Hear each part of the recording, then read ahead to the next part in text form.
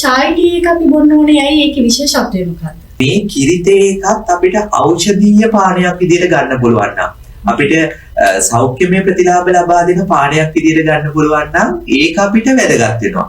මසාලා චායයකට පාවිච්චි කරන දේශීය කුළු බඩු වර්ග නිසා ලෙඩ රෝග වලින් අපිව ආරක්ෂා කරගන්න තියෙන හැකියාව අතිශයින්ම වැඩි අගයක් වෙනවා. කිරිතේ එකත් එක්ක අපිට එකතු වුණාට පස්සේ අපිට ගොඩක්ම සෞඛ්‍යමය ප්‍රතිලාභ ලබා දීම සිද්ධ කරනවා. අනෙන් පොඩි අයටත් අපි සාමාන්‍ය කිරිතේ එකක් දුන්නට පස්සේ යාලට මේ සෙම වගේ ඇති වෙන්න පුළුවන්. විශේෂයෙන්ම අපි දන්න දෙයක් තමයි කිරි එකක් ගත්තට පස්සේ කුඩා දරුවන්ට සෙම තත්ත්වයන් නැතිවීම සිද්ධ වෙනවා. ඉතින් අහිතකර නොවි බොන්න පුළුවන් විදියට තමයි මේ මසාලා චාය එක තියෙන්නේ. ඉතින් ඒකත් එක්ක අපිට තව ගන්න පුළුවන් සාධක ගණනාවක් තියෙනවා. අපිට අපේ ක්‍රියාකාරීත්වය වැඩි කරන්න අවශ්‍ය වෙන කැෆීන් ප්‍රතිශතය වැඩි තේ වර්ගයක් තමයි අපි මේ සඳහා පාවිච්චි කරන්නේ.